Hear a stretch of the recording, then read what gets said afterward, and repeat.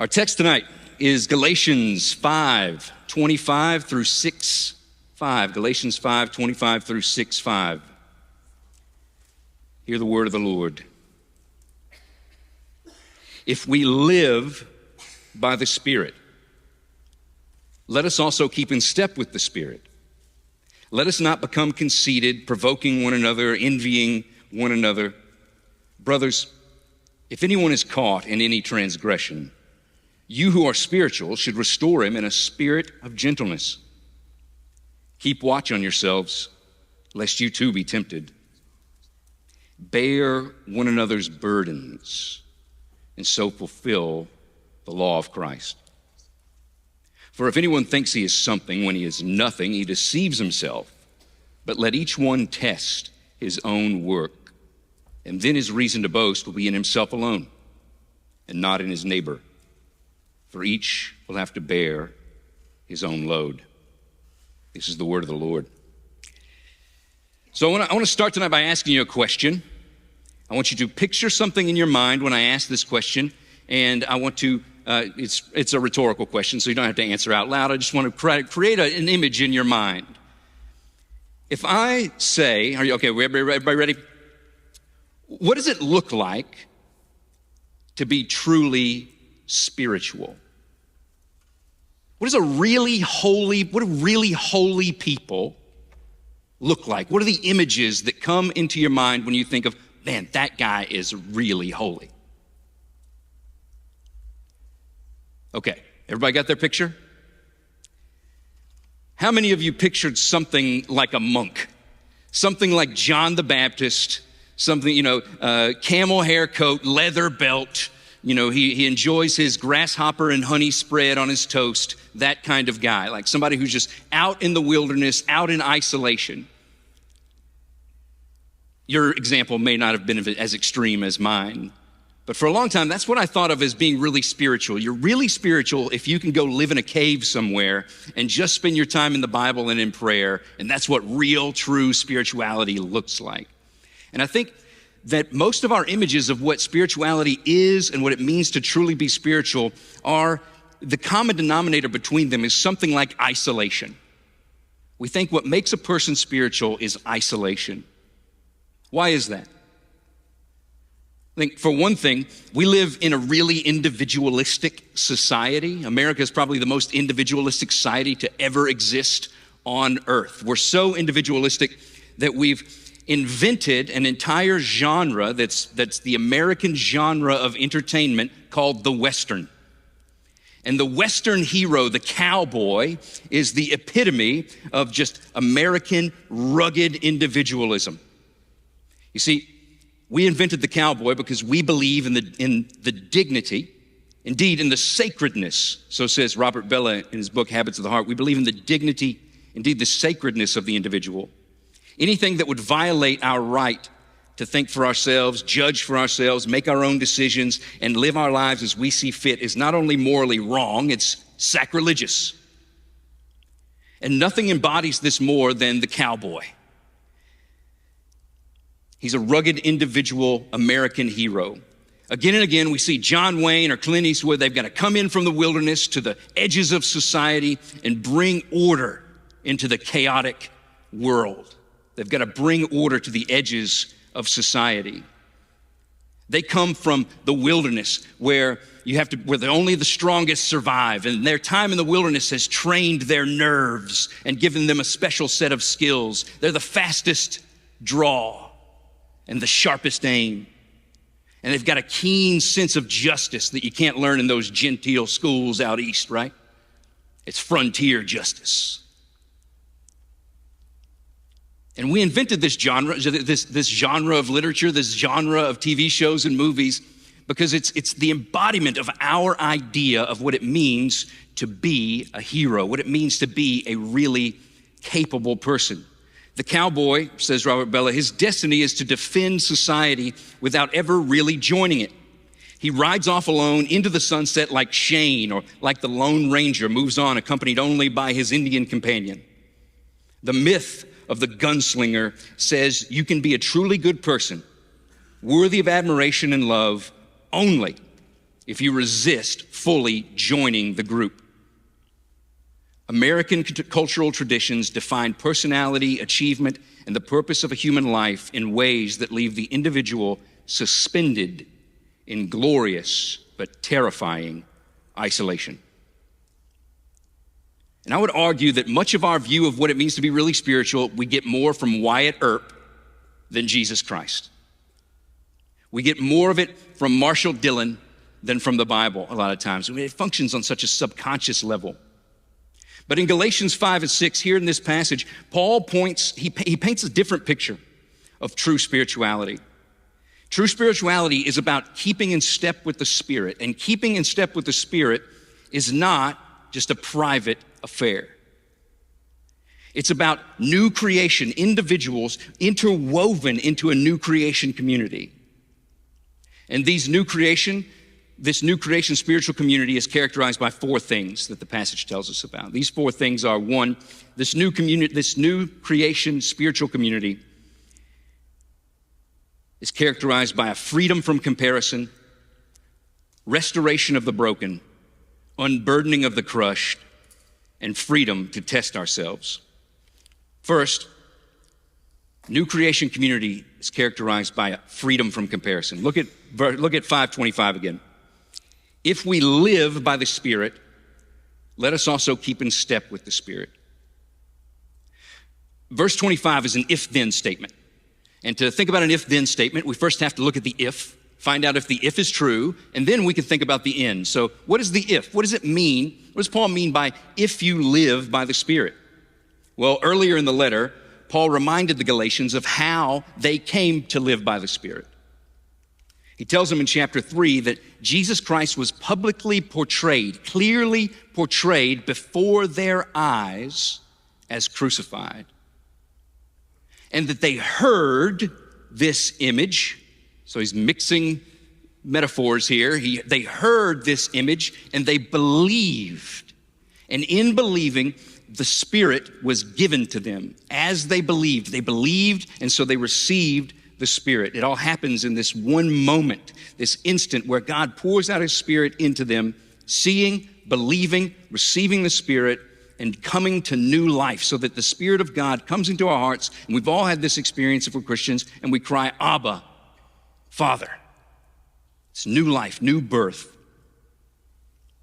And it's the Spirit who makes that happen.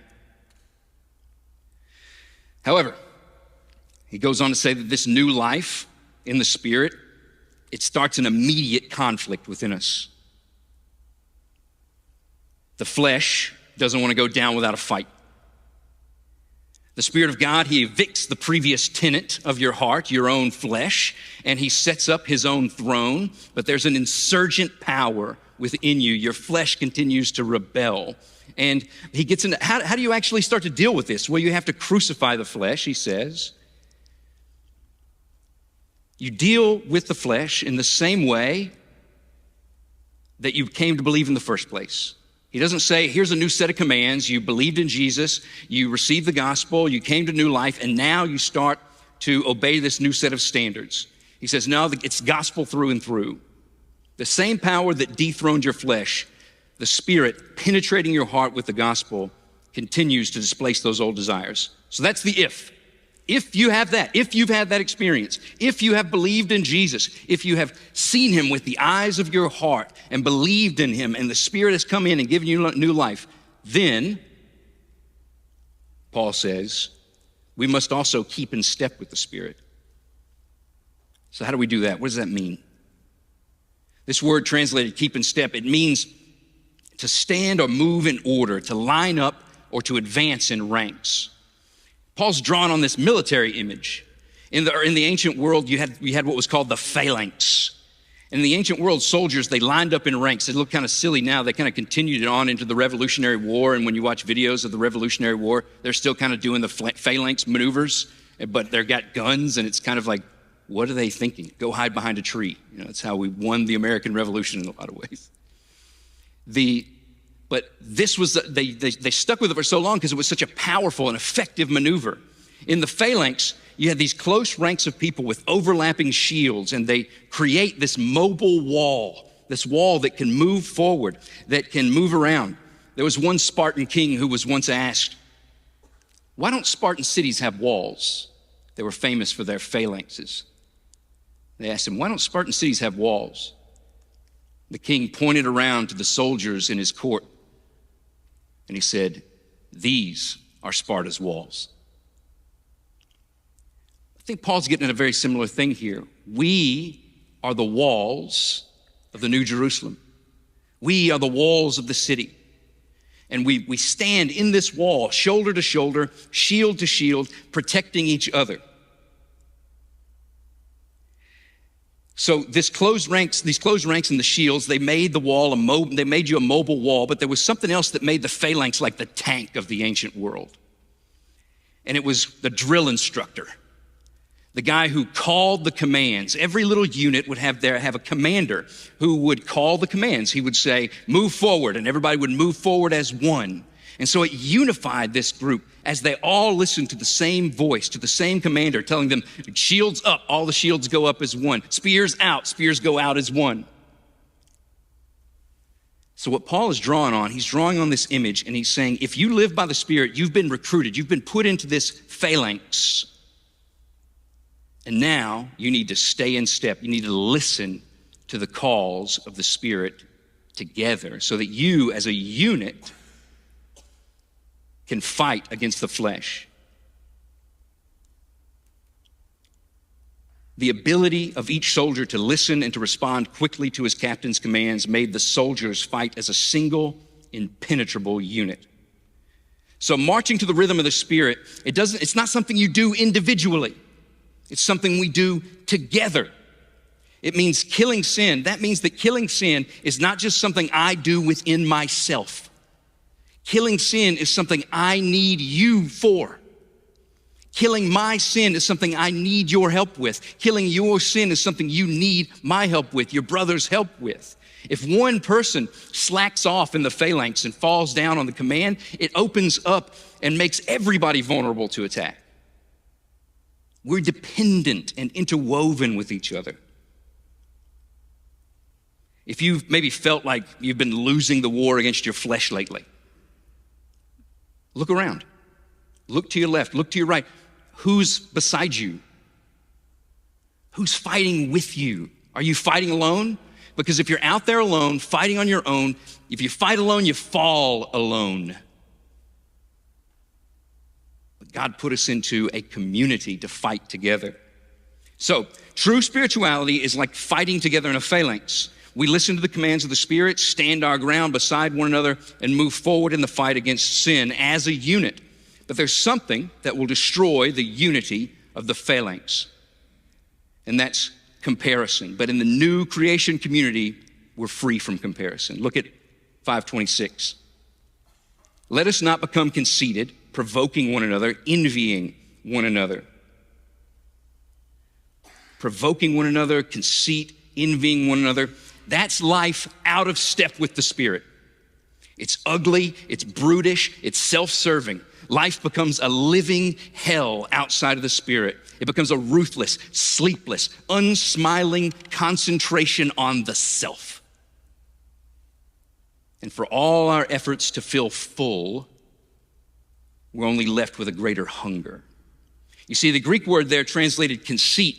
I like the King James translation. It used some King Jimmy, they did some cool stuff. It's a hybrid word. In the Greek, it's kenodoxos. It's two words jammed together. Paul loves to jam some words together. And in the King James Version, this word was translated vain glory. And that really gets at the meaning of the Greek words. The Greek words are empty glory. Paul says, don't become empty of glory. Don't become hungry for glory. Because then you're going to start to provoke each other and you're going to start to envy each other. You see, you were made to be a vessel for God's own infinite glory. You were made to be a vessel for God to pour his glory out into, and it was to fill you up and overflow and pour out of you into other people. That's what you were designed for, and you know this deep down. But you also know that you're empty. you also know that you're not full in that way. And so when you're not full in that way, you start to look around. I don't have the infinite source of glory that I was made for, so I go to the next best thing. These image bearers around me, and I start to try to get glory from them instead of from God. This comparison, it dominates us. What we do is we start to compare ourselves left and right. Social media has made it into like an algorithmic machine. It runs on this drive to compare yourself, to somehow fill the void of glory within yourself by comparing yourself to others. I was once in a conversation about feeling trapped by comparison. And several of us were there. We were kind of commiserating on our tendency to do this. We look at Facebook and I say, oh man, I don't have a boat. I don't have a this. I don't have a that. I'm comparing. I'm such a failure. And and it just makes us miserable. We're saying, why in the world do we even do this? And one guy chimes in and goes, I don't really struggle that much with comparison, relatively. And I said, relative to what? And so, relative to other people. And it caught him right there. And I said, oh, so you don't really struggle with comparison compared to other people, right? You see, it's a trap. We're trapped in it. As long as we're hungry for glory, we must compare ourselves to other people. We're so trapped in it that even as we're talking about our tendency to compare, we have to compare ourselves with other people. There's two words he uses here, provoking and envying. So two things can happen when you're comparing yourself to somebody else, right? I compare myself to my neighbor, and I can either be doing better than him or I can be doing worse. If I'm doing better, I feel superior, and I provoke him. That's a word that means I challenge him. I throw down the gauntlet, and I go, well, let's see how you really stack up. Of course, it's a stacked game. It's a rigged game, because when I'm comparing myself, I pick the things that I'm comparing, right?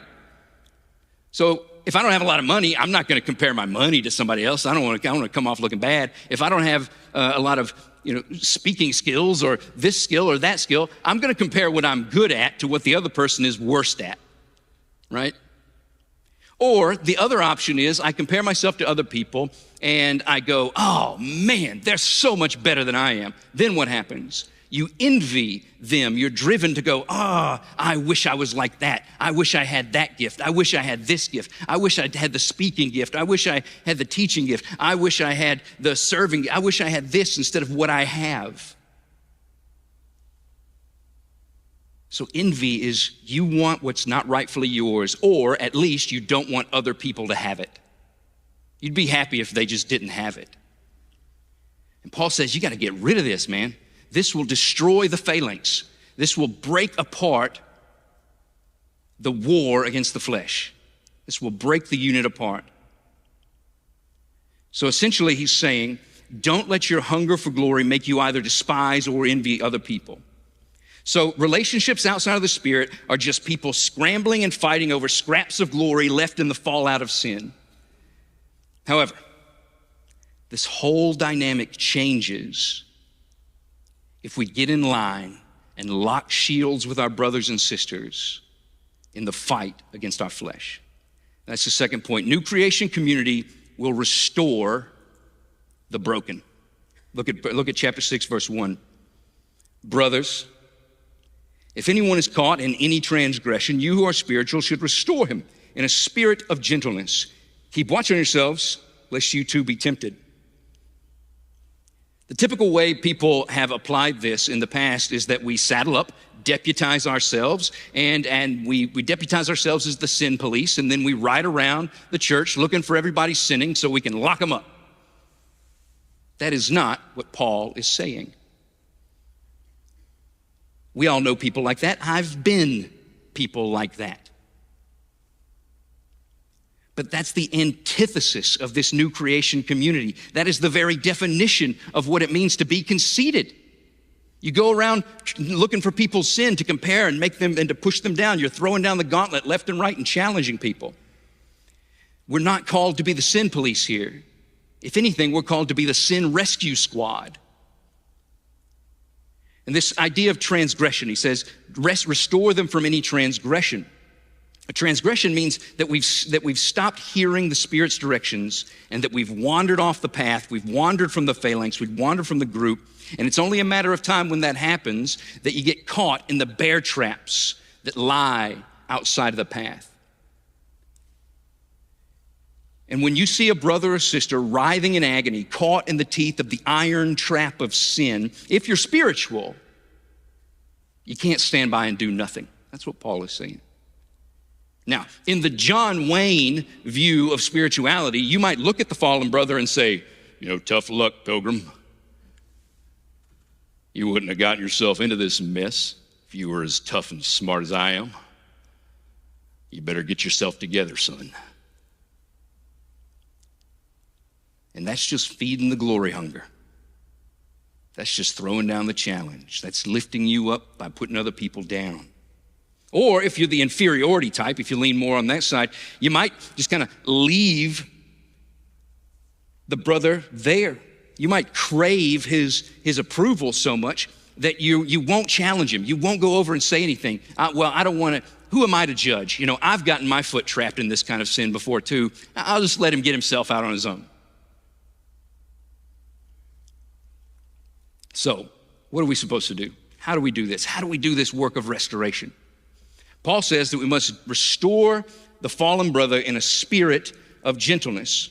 So this word restore, it's a medical term. It means to set right, it's used when a joint comes out of joint or a bone is broken. You set the bone, or you relocate, you reset the joint that's out of joint. So that's what, it's a restoration, it's a healing mission. And it has to be done gently, in a spirit of gentleness. Now, what does he mean by a spirit of gentleness? Back just, 5 verses back, Galatians 5:22, Paul lists the fruit of the Spirit. He says, this is the kind of thing that the Spirit will produce in you. The fruit of the Spirit, characteristics that only the Spirit can truly create, is love, joy, peace, patience, kindness, goodness, faithfulness, gentleness, and self-control. Same word. He says this kind of gentleness, why he calls it a spirit of gentleness, what he means is spiritual gentleness, not the kind of gentleness that's there because you just happen to be a gentle person. My wife is a gentle person. Her disposition is very gentle. She has less ground to make up for the Spirit to make up in this area. Me, not so much. The Spirit has to make up a lot of ground in this particular piece of fruit. But the kind of gentleness that God is calling us to, even my wife can't do on her own. She needs the Spirit to have this kind of powerful gentleness. Now, this word for gentleness, it's hard to translate in the English. We don't have a good word for it. It's often translated as meekness. But meekness sounds like weakness, right? And that's not what this word means. There's no weakness in the Greek word. This kind of gentleness is a condition of mind and heart which demonstrates itself in gentleness, not in weakness or timidity, but in power. It is a balance born in strength of character. What it is it's power in perfect control, applied in the right degree, for the right purpose, at the right time. Jesus says, "Come to me, all who are heavy laden, and I will give you rest." I am gentle and lowly in heart. Is he saying I'm weak? There is no more powerful being in the universe. What he is saying is that my power is in such perfect control that the same hand, the same voice that called the universe into being can whisper to you in your ear and bring you comfort. The same hand that could destroy nations can hold your hand like you're a little child and walk you along so you can learn to walk. Imagine when my girls were little and they would learn to walk, there's that one hand around that finger. It's like this hand is powerful enough to pick them up and throw them or hurl them, which we would also do, much to my wife's chagrin. But the hands are powerful enough.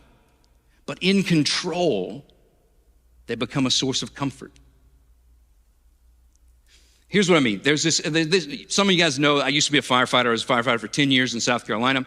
And we wanted a call that really perfectly sort of illustrates this point. We wanted a call one time. This kid was riding his bike, maybe 12, 13 years old, and he kind of veered out of the bike lane and into the road and got hit by a car. Now, he's okay. He was okay, made a full recovery. But when we got there, he was in a whole lot of pain. He had broken his femur. Very strong bone, very hard bone to break, but it was a nice clean break. And when you make a nice clean break on your femur, you got really strong muscles in your leg that pull it out of whack, pull that bone out of whack. Now to fix that, what you do is you have this thing called a traction splint. And this gadget, you hook it up, you hook one end up to the ankle and the other end up above the brake. And then it's got a thing on it like a ratchet strap. And you click, it's got a ratchet on it. Click, click, click, click, click, click, click, click. And it pulls the leg back into place.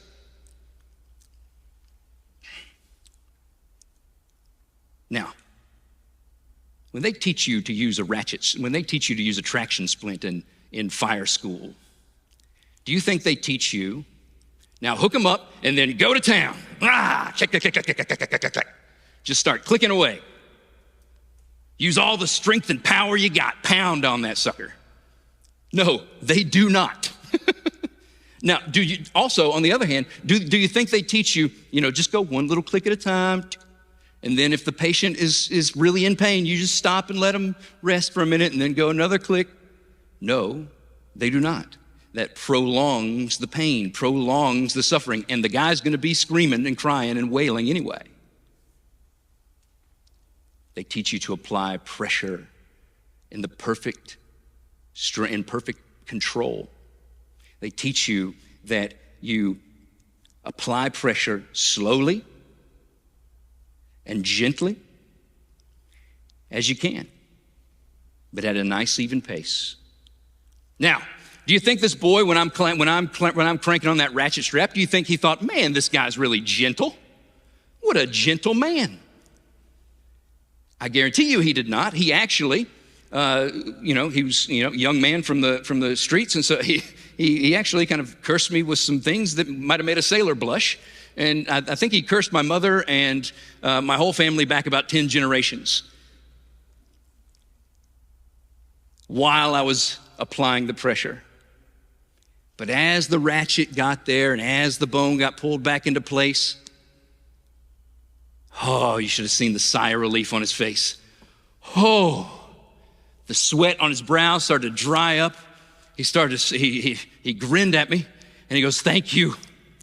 Thank you. I'm sorry I yelled at you. Thank you.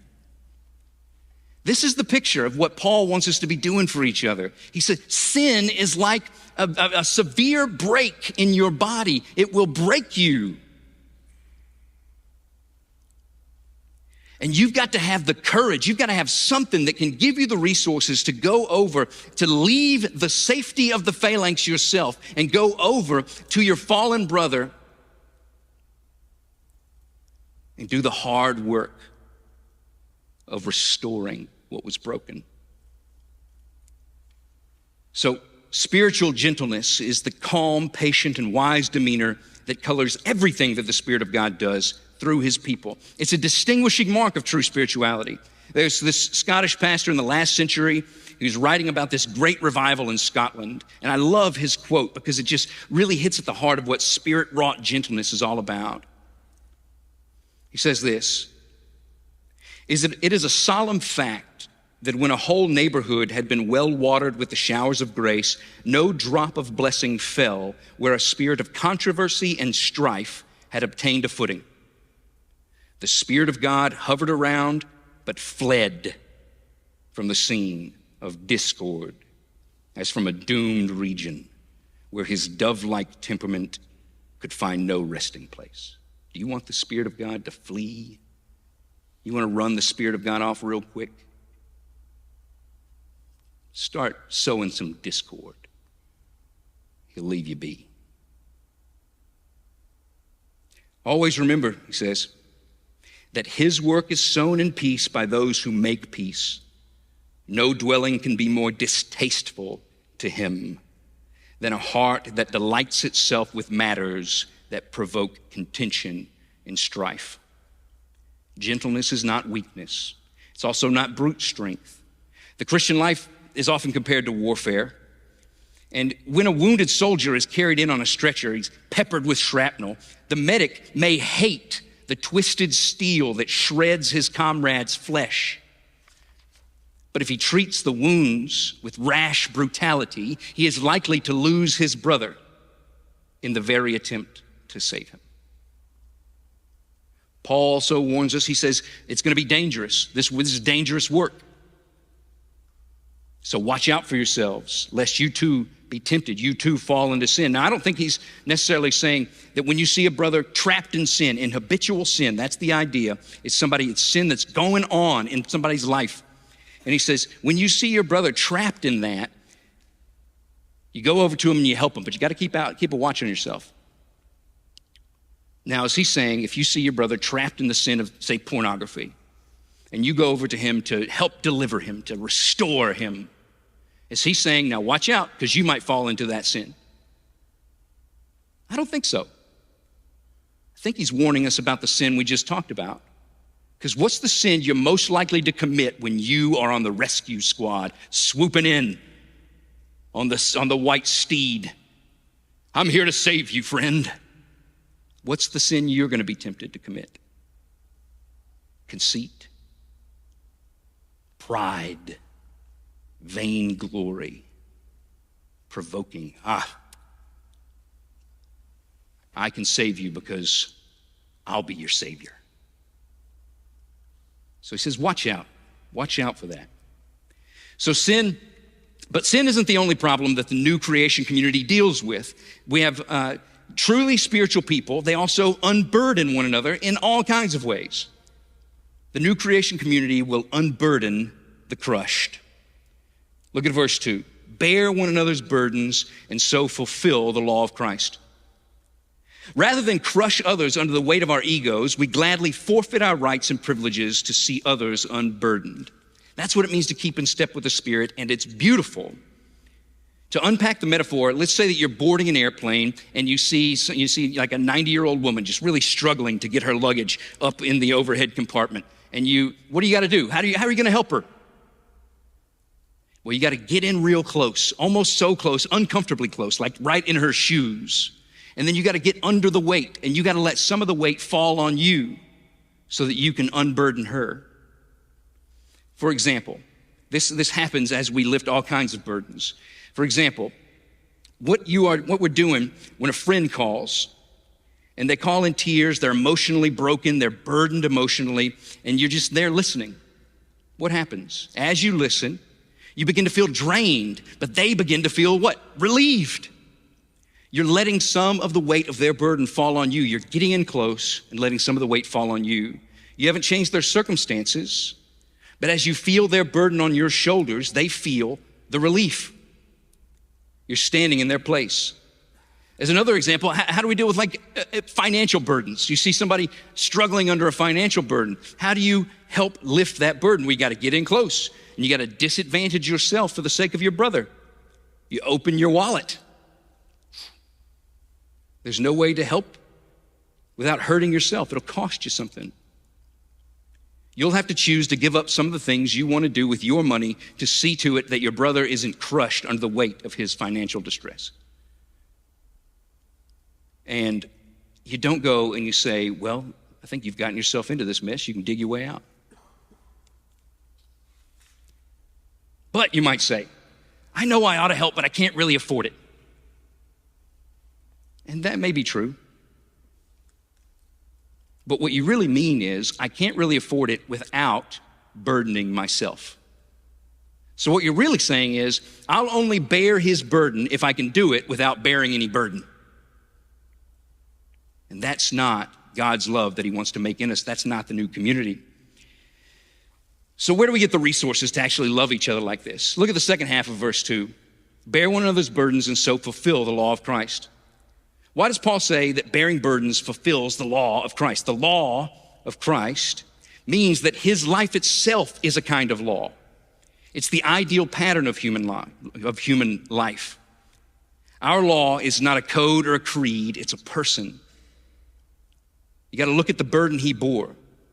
He got close to us and he let his suffering fall on us, right?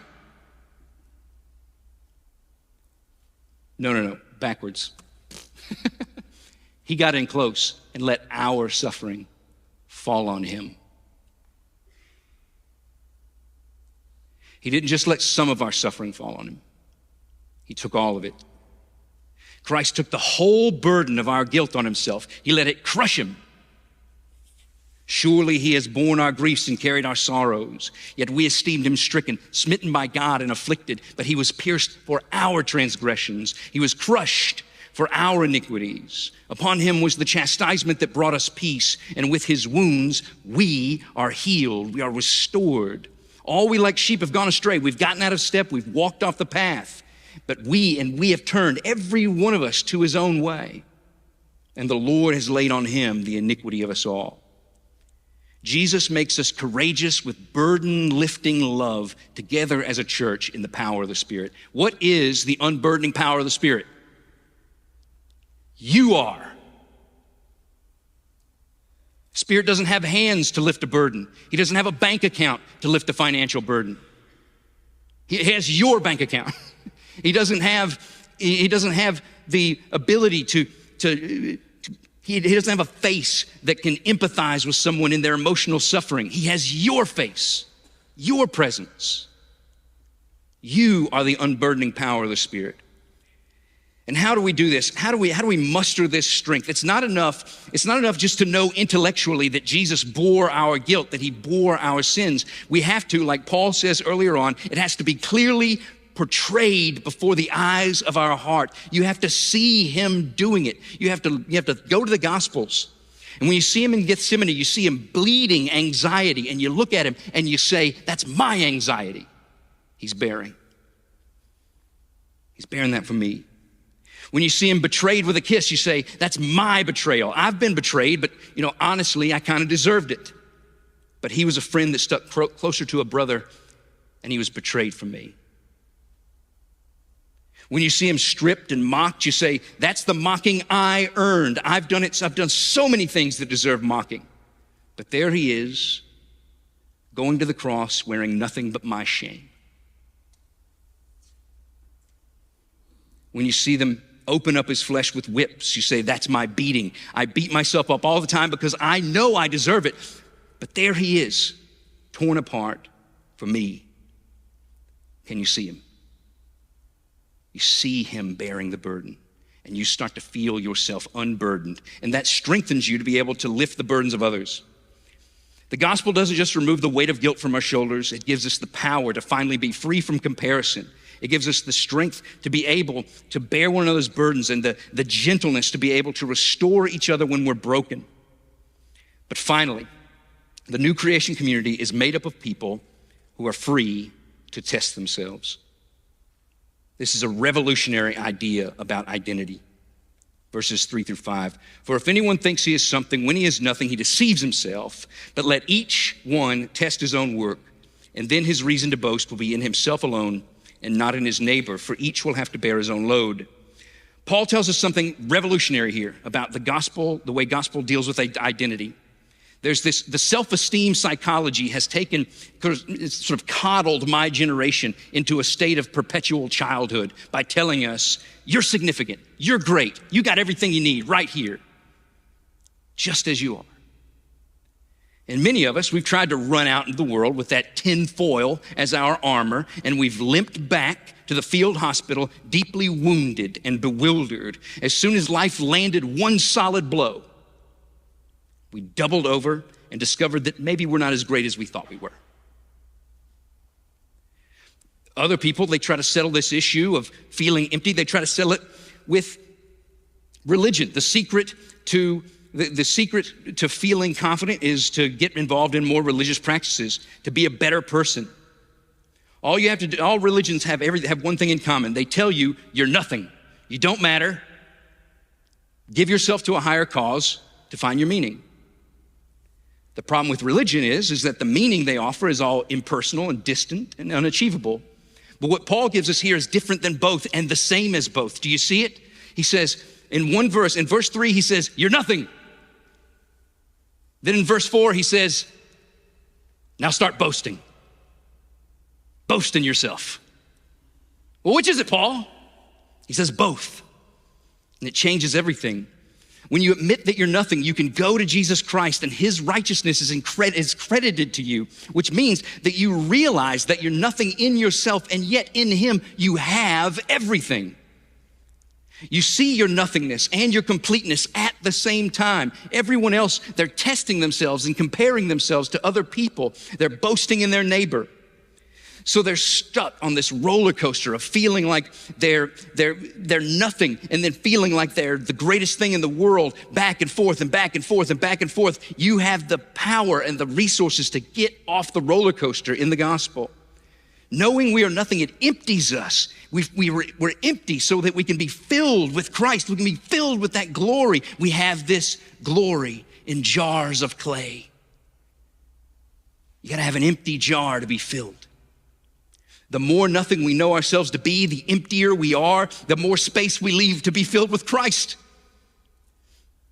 So the gospel, because it does this, it says you're nothing and you've got everything in him. You're totally broken, but you're totally complete in him.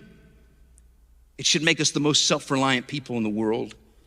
We should be able to face our failures, face our sins, honestly look at how we're measuring up, because we're not measuring against other people. We're measuring against our own load. And this is how I'll wrap up this way. That word load, you'll be able to carry your own load. It's different than a burden. The word burden is something so big that you can't carry it on your own. Think refrigerator or washing machine. You know, even though it might not be as heavy, you might be able to lift it. It's too big and awkward. You can't carry it. But a load, your load is your kit. It's your pack. It's your equipment. It's what you have been given and equipped with. It's your backpack. It's your gear. And it's unique to you. So the point is that whatever God calls you to do, it's a genuinely livable life. He calls you to carry your own load, not someone else's. And he'll leave you with the margins in your life, if you can carry your own load, to unburden others. You're not responsible for how the next person carries their load. You are responsible to bear your own pack of duties and obligations obediently and joyfully. After the resurrection, Jesus says to Peter, he tells Peter, listen, one day your load is going to be a martyr's death. Peter looks around and goes, what about him? Looks at John and says, what about him? And Jesus goes, if I desire him to live until I return, that's up to me. You follow me. That's what it means to bear your own load. Don't worry about what he requires of the next guy. Worry about what he requires of you, and do what you can. This gospel identity, you are nothing and you are complete, gives us the grit and the determination that is also humble and gentle. So we get up day after day, we work doggedly, ruggedly, faithfully to make the world a better, less burdened place. Gospel identity does not create high-maintenance crybabies. It creates low-maintenance adults who not only carry what God has laid on them, but are freed up and empowered to serve others. Yes, Jesus Christ, he accepts us as the messes that we are, but he does not leave us there. He wants us to flourish. It's easy to waste your life pursuing empty glory, but when you hand your life over to Jesus, you can trust that he's not going to waste it. He'll make you a burden bearer, a partner in the work of making all things new.